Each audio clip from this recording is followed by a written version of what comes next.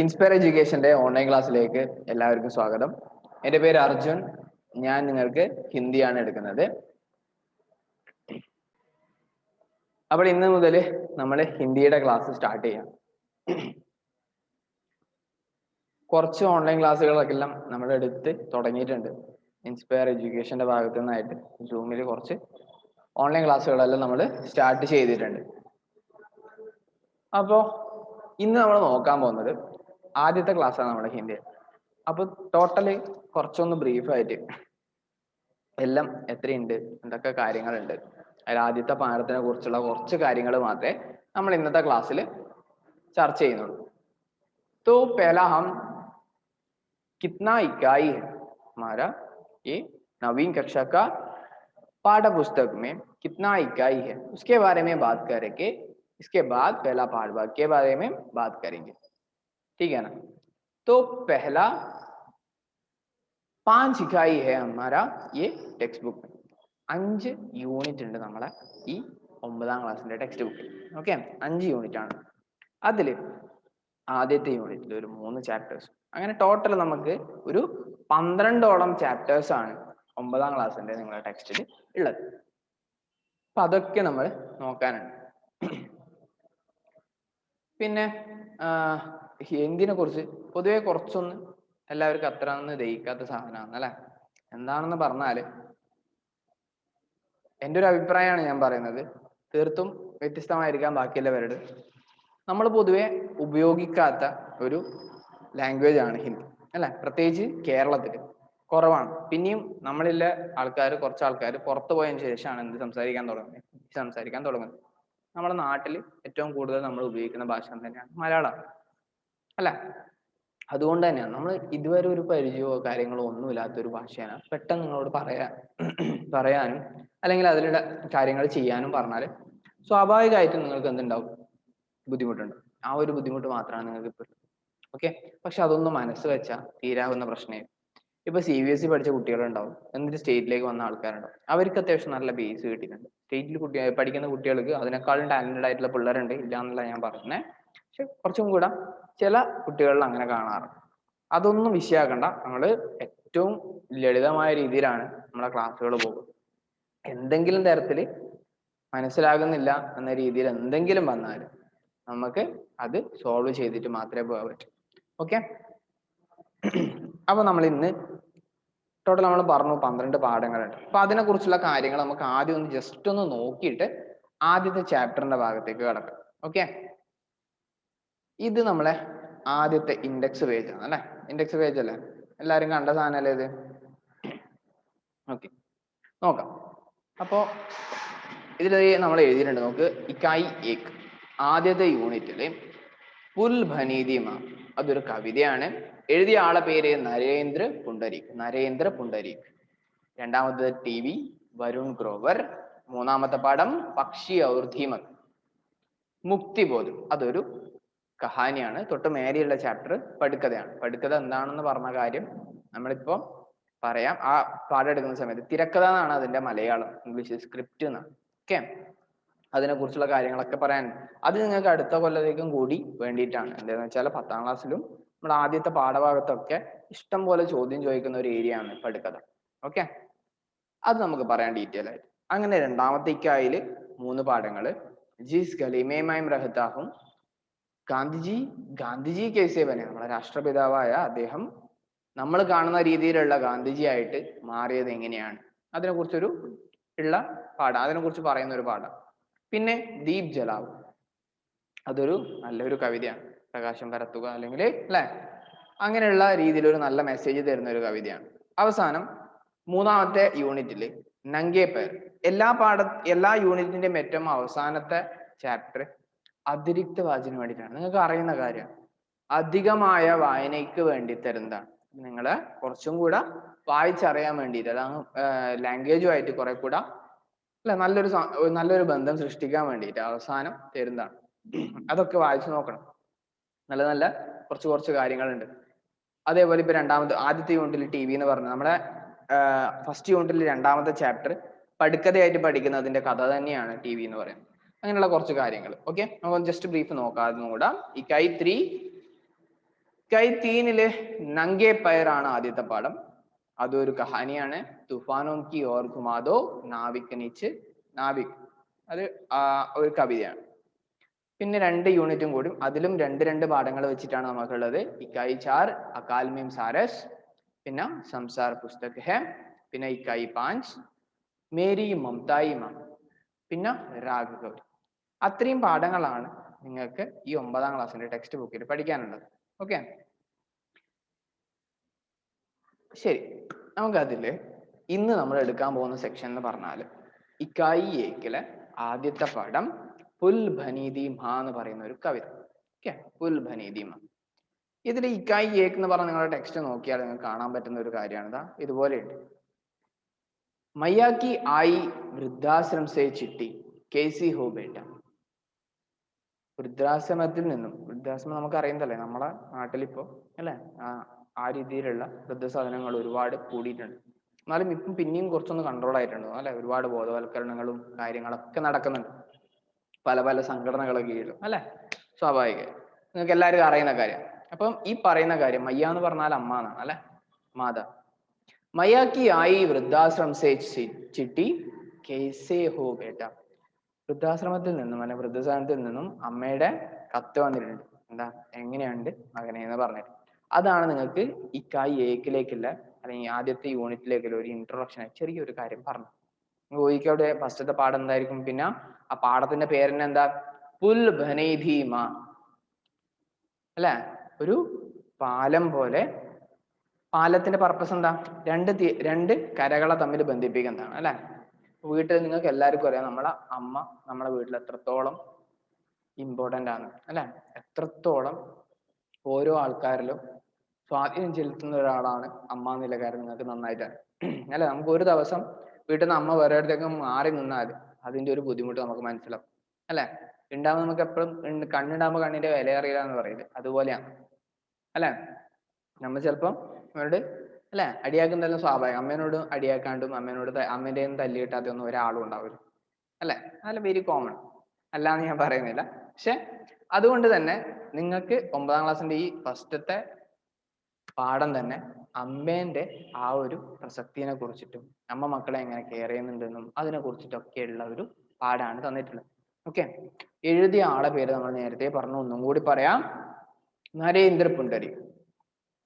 तो पुल भनीदी माँ कविता का रचयिता या कवि है नरेंद्र पुंडरीक. नरेंद्र पुंडरीक. हम पहले एक कविता एक बार पढ़ेंगे, पूरा सब पूरा एक बार पढ़ेंगे, इसके बाद इसका अर्थ स्पष्ट करेंगे. ഓക്കെ, ആദ്യം നമുക്ക് എന്ത് ചെയ്യാം, മൊത്തത്തിലൊന്ന് വായിക്കാം. ആ പാഠം മൊത്തത്തിലൊന്ന് വായിച്ചു തരാം ഞാൻ. ആ കവിത ഒന്ന് നമുക്ക് നോക്കാം, എന്നിട്ട് അതിനെ സെപ്പറേറ്റ് ആയിട്ട് നമുക്ക് പറയാം. ഓക്കെ, ശരി നോക്കൂ. हम भाइयों के बीच पुल बनी दी माँ, जिसमें आए दिन दौड़ती रहती थी भेदड़क, बिना किसी हरी लाल बत्ती के हम लोगों की चुक चुक चक चक. विदा के बाद हम भाइयों के बीच पुल बनी माँ अचानक नहीं टूटी, धीरे धीरे टूटती रही. हम देखते रहे और मानते रहे कि बूढ़ा रही है माँ. माँ के बार बार कहने को हम मानकर चलते रहे. उसके बूढ़े होने की आदत और अपने हर आवाज में धीरे धीरे टूटती रही माँ. हाथों हाथ रहती माँ एक दिन हमारे कंधों में आ गई. धीरे धीरे महसूस करने लगे हम अपने वृषभ कंधों में माँ का भारी होना. जब तक जीवित रही माँ हम बदलते रहे अपने कंधे. माँ आखिर माँ ही तो है. बार बार हमें कंधे बदलते देख हमारे कंधों से उतर गई माँ, और माँ के कंधों से उतरते ही उतर गए हमारे कंधे. ഓക്കെ, അപ്പൊ ഒന്ന് നമ്മൾ ജസ്റ്റ് അതിൻ്റെ ഒന്ന് വായിച്ചു പറഞ്ഞിട്ടുണ്ട് അല്ലെ. ഏകദേശം കുറെ കാര്യങ്ങളൊക്കെ നിങ്ങൾക്ക് മനസ്സിലായിട്ടുണ്ടാവും. സിമ്പിൾ ആയിട്ടാണ് ആ ഒരു കവിത നരേന്ദ്ര പുണ്ടരീക് ജി ഉണ്ടാക്കിയിട്ടുള്ളത് അല്ലെ, അല്ലെങ്കിൽ പ്രിപ്പയർ ചെയ്തിട്ടുള്ളത്. അത്രയും സിമ്പിൾ ആയിട്ടാണുള്ളത്. ഓക്കെ, അതുകൊണ്ട് പെട്ടെന്ന് മനസ്സിലാവുന്നില്ല. നമുക്ക് തൽക്കാലം ആദ്യത്തെ ആ ഒരു പോർഷൻ ഇപ്പൊ നോക്കാം. ഒരു സെക്കൻഡ്. ഓക്കെ, അപ്പൊ നമുക്ക് ആദ്യത്തെ ആ ഒരു പോർഷനാണ് നോക്കേണ്ടത് ഇപ്പോ. അല്ലെ, നമ്മൾ മൊത്തത്തിലൊന്ന് വായിച്ചു. വളരെ നല്ല കവിതയാണ് അല്ലെ, നരേന്ദ്ര പുണ്ടരീക്ജിന്റെ. അദ്ദേഹത്തിനെ കുറിച്ചുള്ള ഒരു ചെറിയൊരു പോർഷനും കൂടി ഉണ്ട് മക്കളെ, അതും കൂടി നമുക്ക് ജസ്റ്റ് ഒന്ന് നോക്കാം. വെയിറ്റ്. അദ്ദേഹത്തിനെ കുറിച്ചുള്ള കാര്യങ്ങൾ അവിടെ എഴുതി തന്നിട്ടുണ്ട്. അതൊന്നും എല്ലാവരും ഒന്ന് വായിച്ചു നോക്കാം, ടെക്സ്റ്റിലുള്ള ആൾക്കാരെ പെട്ടെന്ന് കേട്ടാ.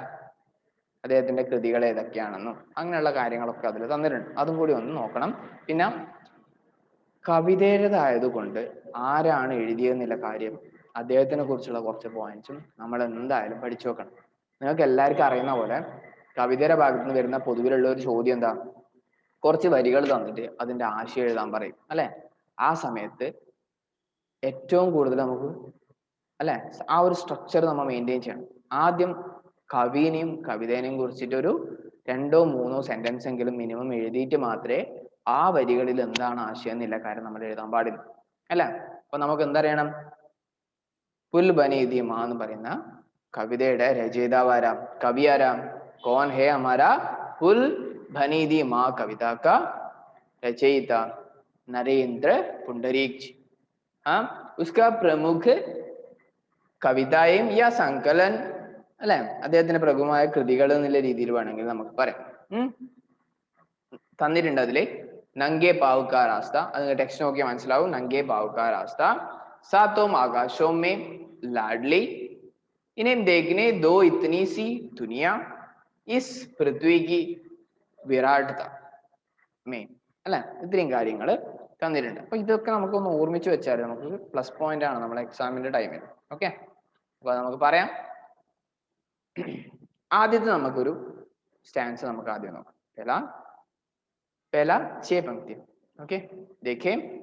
हम भाइयों के बीच पुल बनी दी माँ, जिसमें आए दिन दौड़ती रहती थी भेदड़क, बिना किसी हरी लाल बत्ती के हम लोगों की चुक चुक चक चक.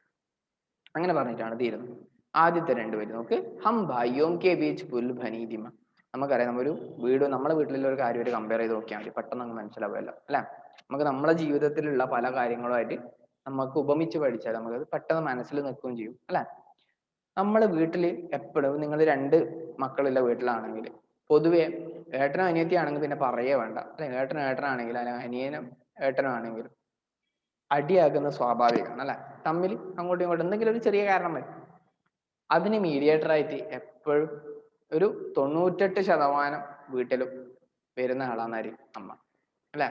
പിന്നെ കുറെ കഴിഞ്ഞിട്ടാകുമ്പം ഇതിനോടൊന്നും പറഞ്ഞിട്ട് കാര്യമില്ല, ഇവരോടൊന്നും പറഞ്ഞ കാര്യമില്ല എന്നില്ല, ആ സമയമാകുമ്പോൾ വരില്ല. അല്ലാണ്ട് പൊതുവെ എന്ത് ചെയ്യും, അമ്മ മീഡിയേറ്റർ ആയിട്ട് വരും അല്ലെ. അമ്മ മീഡിയേറ്റർ ആയിട്ട് വന്നിട്ട് ഈ പ്രശ്നമൊക്കെ സോൾവ് ചെയ്യും. പിന്നെ ഇവര് തമ്മിലുള്ള ആ ഒരു ബോണ്ട് എപ്പോഴും കീപ്പ് ചെയ്യുന്ന ഒരാളും കൂടിയാണ് ആര്, നമ്മളെ അമ്മ.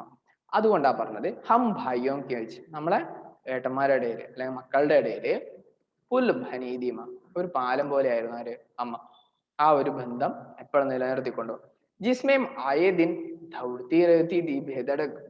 ഭേദടക് എന്ന് പറഞ്ഞാല് തളർച്ചയൊന്നും ഇല്ലാണ്ട് അല്ലെ, ആ ഒരു ബുദ്ധിമുട്ടൊന്നും ഇല്ലാണ്ട് എപ്പോഴും അമ്മ എപ്പോഴും വെറുതെ ഇരിക്കുന്ന കണ്ടില്ല, തയ്യാറായിരിക്കും അല്ലെ. നമ്മള് ഇരിക്കുന്നതിന്റെ ഒരു പെർസെന്റേജ് പോലും ആര് വെറുതെ ഇരിക്കുന്നുണ്ടാവില്ല, അമ്മ വെറുതെ ഇരിക്കും. എന്തെങ്കിലും ആയിട്ടുണ്ടാവും, എന്തെങ്കിലും തുറക്കുന്നുണ്ടാവും, അടിക്കുന്നുണ്ടാവും, അല്ലെങ്കിൽ എന്തെങ്കിലും കുക്ക് ചെയ്യുന്നുണ്ടാവും, ഇല്ലെങ്കിൽ വേറെ എന്തെങ്കിലും വൃത്തിയാക്കി വെക്കുന്നുണ്ടാവും, അടക്കി വെക്കുന്നുണ്ടാവും, എന്തെങ്കിലും ആയിട്ട് പണി ഉണ്ടാവും എപ്പോഴും. അതുപോലെ ജിസ്മയും ആയേദ്യൻ എല്ലാ ദിവസവും എങ്ങനെയാ ദൗഡ്തി രഹതി, ഓടിക്കൊണ്ടിരിക്കും. പേദട്, ഒരു ടയർഡ്നെസ്സും ഇല്ലാണ്ട് അല്ലെങ്കിൽ ആ ഒരു സ്റ്റോപ്പ് ഒന്നും ഇല്ലാണ്ട് ഓടിക്കൊണ്ടിരിക്കും. ബിനാ കിസി ഹരിലാൽ ബത്തിക്ക് ഹം ലോഗോं की ചുക്ക് ചുക്ക് ചക് ചക്. മക്കളുടെ ജീവിതം ഇപ്പൊ നമ്മള് ട്രെയിൻ പോകുന്ന കാര്യം നിങ്ങൾക്ക് അറിയില്ല, ഓരോ സിഗ്നലിനെ ബേസ് ചെയ്തിട്ടാണ്. റെഡ് സിഗ്നൽ വന്നാൽ അവർ പോകില്ല അല്ല, അവർ നിർത്തിയിടും. അതേപോലെ ഗ്രീൻ വന്നാൽ മാത്രമേ അവർ പോകും. അങ്ങനെ ഒരു രീതിയിലുള്ള തടസ്സങ്ങളും ഇല്ലാണ്ട് അവരുടെ ജീവിതം, ആരുടെ, മക്കളുടെ ജീവിതം, ആ വീട്ടിലെ ഓരോ ആൾക്കാരുടെ ജീവിതം വളരെ സുഗമമായ രീതിയിൽ കൊണ്ടുപോകുന്ന ആളായിരുന്നു നമ്മുടെ ഇവരുടെ അമ്മ. നമ്മുടെ വീട്ടിലും അങ്ങനെ തന്നെ അല്ലെ. ബിനാ കിസി ഹരി ലാൽ ബത്തിക്ക്, അതുകൊണ്ടാണ് ഒരു അല്ലെ ഹരി ലാൽ ബത്തിക്ക്, അങ്ങനെയുള്ള ഒരു പ്രകാശത്തിന്റെ, പച്ചയോ ചുവപ്പോ ഒരു പ്രകാശത്തിന്റെയോ ഒന്നുമില്ലാതെ ഹം ലോഗോം കി ചുക്ക് ചുക്ക് ചക് ചക്, ഇവരുടെ ജീവിതം ഒരു നല്ല എന്ന് പറയാ പാസഞ്ചർ ഇങ്ങനെ പോകുന്നില്ലേ, അതുപോലെ ഒരു തടസ്സങ്ങളും ഇല്ലാണ്ട് പോകുന്ന ആ ഒരു ട്രെയിനുമായിട്ട് നമ്മുടെ നരേന്ദ്ര പുണ്ടരീക് ഉപമിച്ച് പറയാം. അത്രയും സുഗമമായ രീതിയിൽ കൊണ്ടുപോകാൻ വേണ്ടിയിട്ട് ആര് നിൽക്കുന്നുണ്ട്, കൂടെ അമ്മ നിൽക്കുന്നുണ്ട്. ഒരു സ്റ്റാൻസും കൂടി നോക്കാം. पिता के बाद हम भाइयों के बीच फूल भनी माँ अचानक नहीं टूटी धीरे धीरे टूटती रही. हम देखते रहे और मानते रहे कि बूढ़ा रही है माँ. पिता के बाद हम भाइयों के बीच फूल भनी माँ. അച്ഛന്റെ മരണശേഷം അല്ലെ, അച്ഛന്റെ പിതാക്കെ ബാദ് അച്ഛന്റെ കാലശേഷം മക്കളുടെ ഇടയിൽ വീണ്ടും ആ പാലം പോലെ വർദ്ധിച്ചു ആര്, അമ്മ. ആ ഒരു ബന്ധങ്ങളെ അപ്പോഴും ഒത്തുചേർത്ത് കൊണ്ടുപോകാൻ വേണ്ടിയിട്ട് അമ്മയുണ്ടായിരുന്നു. അച്ചാനക് നിഹിം ടൂട്ടി ധീരെ ധീരെ ടൂട്ടി രഹി. സ്വാഭാവികമായിട്ട് ഏതൊരു മനുഷ്യനായാലും അല്ലെ, സ്വാഭാവികമായിട്ടും ഒരു ടൈം കഴിയുമ്പോൾ വയസ്സാവും. അപ്പോൾ അതിൻ്റെതായ പ്രശ്നങ്ങൾ ഒരുപാടുണ്ടാവും അല്ലെ. നമ്മളെല്ലാം വീട്ടിൽ വലിയമ്മമാരെല്ലാം ഉണ്ടാവില്ല, അവരെല്ലാം എന്താ പറഞ്ഞ കാര്യങ്ങൾ തന്നെ 1, 2, 3 പ്രാവശ്യം പറയും ചിലപ്പോൾ. ഇല്ലെങ്കിൽ ചിലപ്പോൾ നമ്മൾ ആദ്യം അവരെ മുന്നിൽ പോയിട്ട് എന്തെങ്കിലും പോയിട്ടുണ്ടാവും, അത് അവർ മറന്നുപോയി. കുറച്ച് കഴിഞ്ഞിട്ട് നമ്മൾ ആദ്യം ഇങ്ങോട്ട് വരുന്ന സമയം, വീണ്ടും ഇങ്ങോട്ട് വരുന്ന സമയത്ത് എന്ത് ചെയ്യും, നീ എപ്പോഴാ വന്നേ എന്ന് ചോദിക്കും അല്ലെ. നീ എപ്പോഴാ വന്നേ, ആ ഒരു മറവി. പിന്നെ ദേഹത്തൊക്കെ എങ്ങനെയാ തൊലിയെല്ലാം ചുക്കി ചുളിയാൻ തുടങ്ങും അല്ലെ. മൊത്തത്തിൽ അങ്ങനെയുള്ള പല കാര്യങ്ങളും വയസ്സാകുന്നതെന്ന് അറിയിപ്പിക്കുന്ന കുറെ കാര്യങ്ങളൊക്കെയാണ്. അച്ചാനക്, അതുകൊണ്ടാ പറയുന്നത് അച്ചാനക് നെഹിം ടൂട്ടി, പെട്ടെന്ന് എന്തായില്ല, ആ ഇത് അറിഞ്ഞില്ല. പക്ഷെ ധീരെ ധീരെ ടൂട്ടത്തീരെ, മെല്ലെ മെല്ലെ തകർന്നുകൊണ്ടേയിരുന്നു. ഉദ്ദേശിക്കുന്നത് എന്താ, വയസ്സായിക്കൊണ്ടേയിരിക്കുന്നു. ആർക്ക്, അമ്മക്ക്. കിസ്കോ, മാക്ക്. बुढ़ापा का नजर आ रहा है, वो कार्य इधर നരേന്ദ്ര ജിനെ ऐसा बताया കേട്ടാ. ബുഡാപ്പന്റെ ആ വാർദ്ധക്യത്തിന്റെ ആ ഒരു കാര്യങ്ങളൊക്കെയാണ് ഇതിൽ പറഞ്ഞത്. ഹം ദേഖ്തേ രഹേ ഔർ മാൻതേ രഹേ കി ബൂഢാ രഹി ഹെ. നമ്മളിത് മക്കളായ ഇവരെല്ലാവരും ഇത് കണ്ടുകൊണ്ടുണ്ട്, പിന്നെ അവര് നമ്മൾ അക്സെപ്റ്റ് ചെയ്യാൻ തുടങ്ങും അല്ലെ. വയസ്സായതിൻ്റെതാണ്, നമുക്കത് പ്രശ്നമില്ല അല്ലെ. അങ്ങനെയാണ് ഉണ്ടാവുക എന്നുള്ള കാര്യം അക്സെപ്റ്റ് ചെയ്ത് പോവാൻ വേണ്ടിയിട്ട് അവർ തുടങ്ങി. ഓക്കെ, അപ്പൊ ആ 2 സ്റ്റാൻസിൽ നമ്മൾ ഇത്ര കാര്യങ്ങളാണ് പറഞ്ഞത്.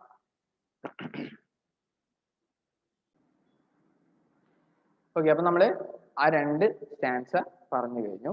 ഇനിയുള്ള 2 സ്റ്റാൻസും കൂടെ നമുക്കൊന്ന് നോക്കിയിട്ട് ഇന്നത്തെ ഈ സെക്ഷൻ ഇവിടെ വൈൻഡപ്പ് ചെയ്യാം കേട്ടോ. ഓക്കെ, അപ്പൊ ജസ്റ്റ് ഒന്ന് ഞാൻ അതിന്റെ മീനിങ്ങും കാര്യങ്ങളൊക്കെ പറഞ്ഞുതരാം.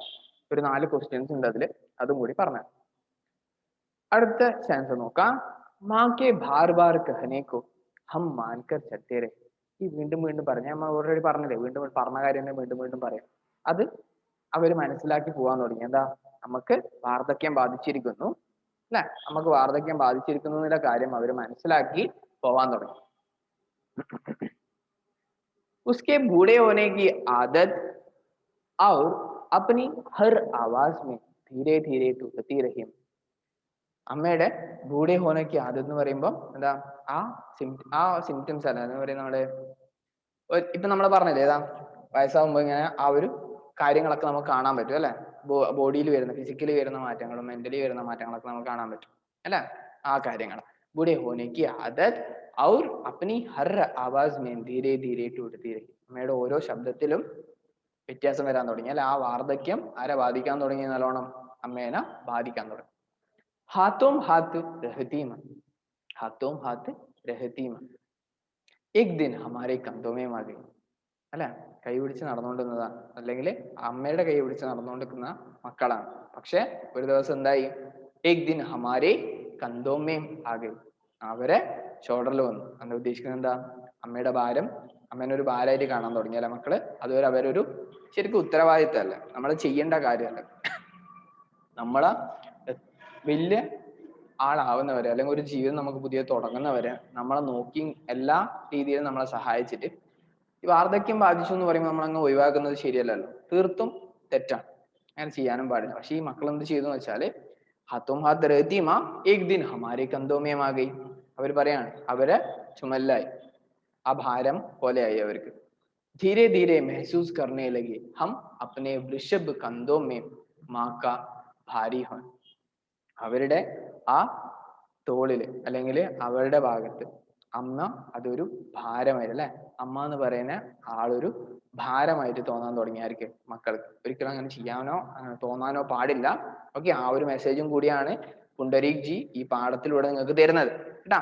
അമ്മ എന്ന് പറയുന്ന ഒരാളെ നമ്മൾ അത്രത്തോളം നല്ല രീതിയിൽ നോക്കണം, നമ്മൾ അത്രയും കെയർ ചെയ്ത് വളർത്തുന്ന ആളാണ് അല്ലെ. ലാസ്റ്റ് ചാൻസ് നോക്കാം നമുക്ക്. ജബ് തക് ജീവിത് രഹി മാ, ജബ് തക് കിത്നാ തക് ജീവിത് രഹി മാ, ഹം ബദൽത്തെ രഹെ അപ്പനെ കന്തേ. എത്ര കാലം അമ്മ ജീവിച്ചിട്ടുണ്ടായിരുന്നു, അത്രയും കാലം ഇവരെന്ത് ചെയ്തു, മക്കളല്ലേ കുറെ ആൾക്കാർ, കുറച്ച് ദിവസം ഈട് നിൽക്കും, കുറച്ച് ദിവസം ആട് നിൽക്കുന്നു പറഞ്ഞ് ഇങ്ങനെ മാറ്റി മാറ്റി പോവാൻ തുടങ്ങി. മാ ആഖിർ മാഹി തോ ഹെ, മാ ആഖിർ മാഹി തോ ഹെ, പക്ഷെ അമ്മ എന്നും അമ്മ തന്നെയാണ് അല്ലെ. ബാർ ബാർ ഹമേം കന്തേ ബദൽത്തേ ദേഖ് ഹമാരെ കന്തോം സെ ഉത്തർ ഗയി മാ. ഇങ്ങനെ ഇതൊരു ഭാരമാണെന്ന രീതിയിൽ കുറച്ച് ദിവസം ഈ മക്കള് അങ്ങോട്ടും ഇങ്ങോട്ടും അമ്മേനെ ആ മാറ്റുന്നത് കണ്ടിട്ട് മനസ്സ് സ്വാഭാവികമായിട്ട് സങ്കടാവും അല്ലെ നമുക്ക്. ആ സങ്കടത്തില് അമ്മ എന്ത് ചെയ്തു, ഹമാരെ കന്തോം സെ ഉത്തർ ഗയി മാ, അവരുടെ അല്ലെ അവരുടെ ഷോൾഡർ ഒന്നും ഇറങ്ങിപ്പോയി എന്ന് ഉദ്ദേശിക്കുന്നുണ്ട്, അമ്മ മരിച്ചു അല്ലെ. ഔർ മാ കി കന്തോം സെ ഉത്തർത്തെ ഹി ഉത്തർ ഗയി ഹമാരി കന്തോം. അമ്മയുടെ ആ ഒരു കെയറിംഗ് നിന്ന് പോയപ്പോഴാണ് അവർക്ക് ശരിക്കും അമ്മയുടെ ആ ഒരു വില മനസ്സിലായത്. പിന്നെ വിളിച്ചിട്ട് കാര്യമുണ്ടാ, പോയ ആൾക്കാർ പോയില്ലേ അല്ലെ. അപ്പൊ അങ്ങനെ പറഞ്ഞു. അപ്പൊ ഒരിക്കലും നമ്മൾ എന്ത് ചെയ്യാൻ പാടില്ല, വൃദ്ധാശ്രമത്തിലോ അല്ലെങ്കിൽ അങ്ങനെയുള്ള സ്ഥലങ്ങളിലൊന്നും അമ്മേനെ കൊണ്ടാക്കാനോ അല്ലെങ്കിൽ വാർദ്ധക്യം ബാധിച്ചിട്ടാകുമ്പോ അമ്മ നമുക്കൊരു ഭാരമാണെന്ന തോന്നലോ നിങ്ങൾക്ക് ആർക്കും വരാൻ പാടില്ല. അങ്ങനെ ഇല്ലൊരു മെസ്സേജ് നിങ്ങൾക്ക് തന്നിട്ടാണ്, उतना अच्छा संदेश आपको देखकर नरेंद्र जी ने पुल बनी दी माँ कविता का रचना की है. सभी को समझ में आया होगा, बहुत अच्छी कविता है. और इसके बारे में 4 प्रश्न भी है, 4 ना 3 प्रश्न है. पहला, पुल बनी दी माँ से क्या तात्पर्य है, आपको बता सकता है. പുൽ ബനി ദി മാ എന്ന് പറയുന്ന ആ ഒരു ടൈറ്റിലിനോട് നിങ്ങൾ അല്ലെ അതിന്റെ താല്പര്യം എന്താണ് അതുകൊണ്ട് ഉദ്ദേശിക്കുന്നത് നേരത്തെ പറഞ്ഞു അല്ലെ. ഭായിയും ഓർ ബഹനോം യാ പിതാ കെ ബീച്ച് ഏക് അല്ലെ എന്ന് പറയുന്ന ആ ഒരു ബന്ധം എപ്പോഴും वो रिश्ता सभी ठीक तरह से करने को माँ सहायक है, माँ सहाय करता है या माँ ने ही वो रिश्ता ठीक तरह से लेकर जा रहा है जीवन पूरा അല്ലെ. നമ്മുടെ ജീവിതം മൊത്തത്തില് അമ്മ തന്നെയാണ് ആ ഒരു ബന്ധം നിലനിർത്തി കൊണ്ടുപോകാൻ വേണ്ടി നമ്മളെ സഹായിക്കുന്നത്, അമ്മ തന്നെയാണ് നിലനിർത്തി കൊണ്ടുപോകുന്നത് അല്ലെ.